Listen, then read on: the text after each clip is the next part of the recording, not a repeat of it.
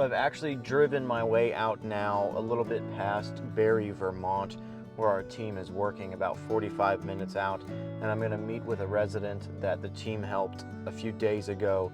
His name is Ray. We're going to go walk around his property and we're going to capture his story, not just about what Minuteman did, but primarily about the flood and the damage from the water and everything that he's been through.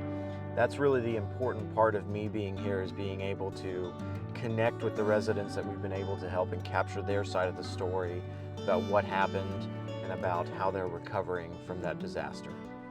Prior to this flood, there were almost 3 weeks of relentless rainstorms, downpours, and the ground was just saturated. Up above where I live, about 2 miles up the road, there's a small pond that was laden with beaver dams. It overflowed and it blew its banks. It blew the beaver dams, it blew the main dam. It tied into Naismith Brook, which runs behind my house. The problem with Naismith Brook is it's like a saw blade. It just bounces back and forth off of all the hills, and it caved in hills with massive 3-foot, 4-foot diameter white pines. They all became part of the mix coming down, and as you get to my property, it kind of levels out. It's the run out before the river. This was all an estuary at one time. The creek used to be, and it is put back into its proper holdings through some extensive excavator work in the first 72 hours. They had to stop this from running through my backyard.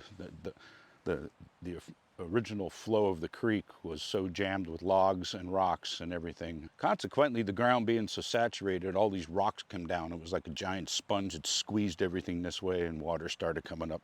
I never get water in my basement. All of a sudden, it's coming up the floor drain. The next morning, we had 3 feet of water in the basement, scrambling to get pumps. We got it pumped out pretty quick. Well, that was just the beginning of it. There were 8 trees piled up against here, all that clump back there. One tree must have hit square pretty much, because it didn't hit the corner and take it out. However, one tree came straight down and went straight through the wall and knocked over some equipment.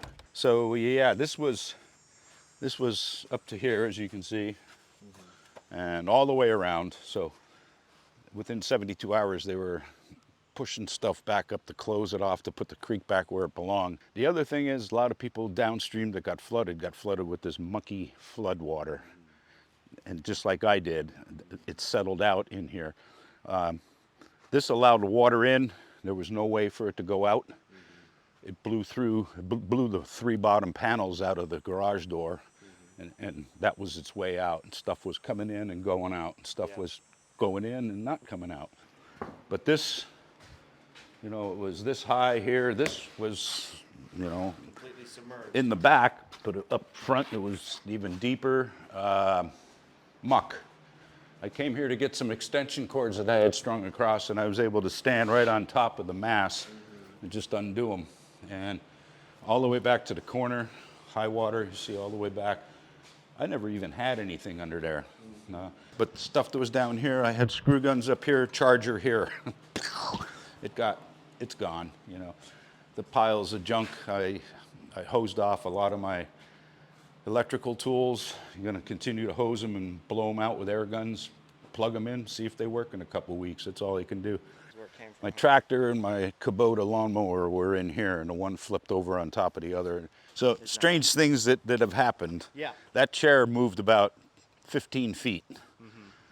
Yet the current was strong enough to take the Kubota diesel zero turn and flip it over on top of the other tractor, okay? My back porch, it sounded like empty box cars coming down here, and it was all these big boulders under the water. And the trees, you see these massive trees have no bark on them. There they are, and some of them actually got past me. A good number of them were up against my garage. I was watching trees and boulders and trees going coming down in like slabs, They came down off the hill, still standing. They were moving because everything was liquid, and then the boulders started to catch up to the trees, and you'd see them go over, and it just sounded like one box car after the next coming down. Yeah, I can't say enough about the Minutemen. They're phenomenal workers. It was hot. It was, you know, I was trying to do everything I could for everybody. I had 2 crews working. I'm trying to bail my basement out and get caught up with it. And it was a busy weekend, but boy, did we move some muck. Yeah.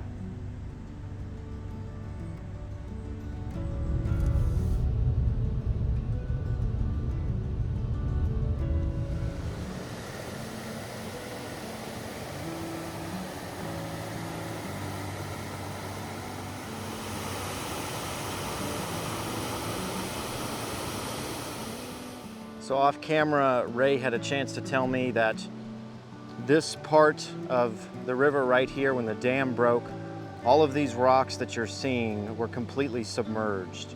Says you weren't able to see any of this at all, which is just amazing. Think about that volume of water and how much water is just flowing at that point, and the damage and the devastation that it can do. Thankfully, Ray's home survived the storm. His garage and his workshops had quite a bit of damage, but he's able to repair and recover those areas. But you can just think about how much damage a storm like this can cause.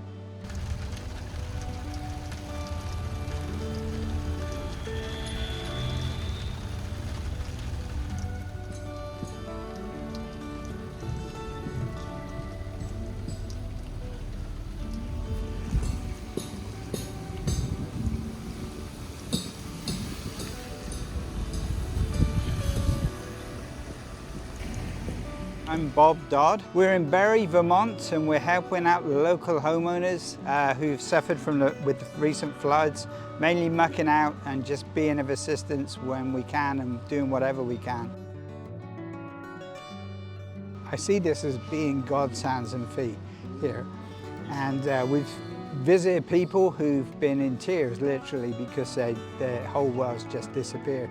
And just giving them some hope. You know, we can't cure everything they've got going on, but just being of service and just giving them some encouragement and some hope has been fantastic. Seeing a smile on someone's face has been awesome. I joined this group via a member at a Bible study I go to, and I thought, yeah, I can be of service, I got time, and it's the best thing I've ever done. It's just fantastic. Don't hesitate, join up, get involved.